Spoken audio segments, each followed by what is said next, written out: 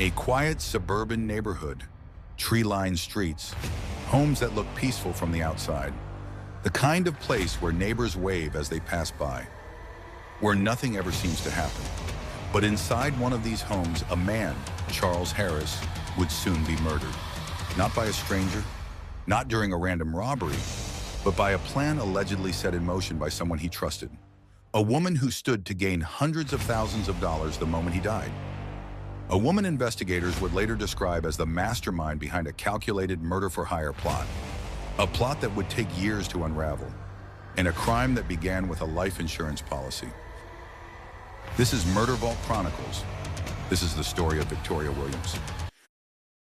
Charles Harris III lived a quiet life in St. Louis County, Missouri. Friends described him as hardworking, deeply religious, and dedicated to building something of his own. During the day, he worked in the alarm system industry, but he also had a side business that he was proud of. Charles sold suits and clothing directly from his home. Customers would come by, browse the merchandise, and leave with carefully tailored outfits. It was a small operation, but Charles believed it would grow. People who knew him said he was optimistic about the future. He wanted to build a successful clothing business and create stability for himself and those around him. And in his life was a woman named Victoria Williams. Victoria Williams was older than Charles, but the two had been in a relationship for years. From the outside, their relationship seemed stable. But according to federal prosecutors behind the scenes, something far more sinister was unfolding. Years before Charles Harris was murdered, Victoria Williams allegedly began laying the groundwork for a plan that would ultimately lead to his death. Investigators say that sometime around 2010, Williams secretly took out life insurance policies on Charles Harris. Policies worth hundreds of thousands of dollars. According to court records, the policies were structured in a way that would pay out even if the death occurred during what appeared to be a robbery. This detail would become crucial, because the murder that followed would be carefully staged to mirror a robbery gone wrong. But investigators would later say it was nothing of the sort.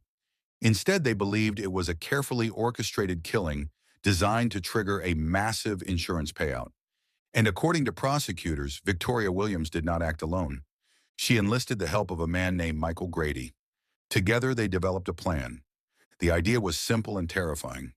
Charles Harris would believe he was meeting customers interested in buying suits. Those customers would actually be the killers.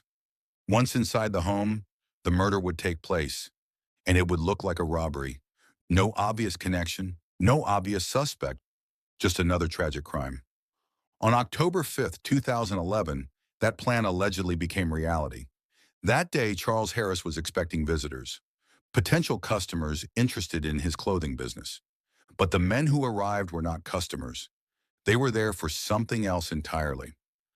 At some point during the meeting, Charles Harris was shot inside his own home. He died from the gunshot wounds. At first, the scene appeared to support the robbery theory. A small business owner was killed in his home, possibly targeted by criminals. But as investigators continued examining the case, questions began to surface. Why had the suspects come to the house in the first place? How did they know Charles would be there? And why were there multiple insurance policies connected to his death? Eventually, investigators discovered something even more troubling. Victoria Williams had taken out substantial life insurance policies on Charles Harris. Policies that would pay out in the event of accidental death, even if that death occurred during a robbery. And after Charles Harris was killed, Williams moved quickly to claim the money. In total, prosecutors say she collected more than $400,000 from the policies. But investigators began digging deeper. Financial records, communications, and witness statements slowly painted a different picture. Authorities discovered that large sums of money had been transferred after the murder. At one point, investigators traced a cashier's check for more than $100,000. The check was connected to the family of Michael Grady. Prosecutors would later argue that this payment was part of the murder scheme, a payout connected to the killing. But the investigation would take years to fully unfold. For a long time, the case remained unresolved, until federal authorities reopened the investigation and began assembling the evidence. Piece by piece, insurance records, financial transactions, witness testimony, the evidence began to point toward a murder-for-hire conspiracy, and eventually prosecutors moved forward with charges.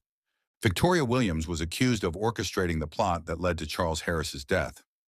She was charged with conspiracy to commit murder for hire, aiding and abetting murder for hire, and conspiracy to commit money laundering. Her alleged accomplice, Michael Grady, was also charged in connection with the scheme. As the case moved through the courts, prosecutors argued that the motive was simple: greed. The killing of Charles Harris, they said, was not random. It was a calculated act designed to collect insurance money. After years of investigation and legal proceedings, Victoria Williams ultimately pleaded guilty to the charges. In March 2026, a federal judge sentenced her to 225 months in prison, nearly 19 years behind bars. During the sentencing, Williams reportedly cried in court and apologized to the victim's family. But for the loved ones of Charles Harris, the apology could never undo what had been done. A man who had welcomed people into his home, a man who believed he was building a future, killed in a plot investigators say was designed from the very beginning to profit from his death. What began with a life insurance policy ended with a federal prison sentence, and the quiet neighborhood where Charles Harris once lived would forever carry the memory of what happened there. A reminder that sometimes the most devastating betrayals do not come from strangers. They come from those closest to us, those who stand to gain the most. This has been Murder Vault Chronicles. Please like, share, and subscribe to the channel.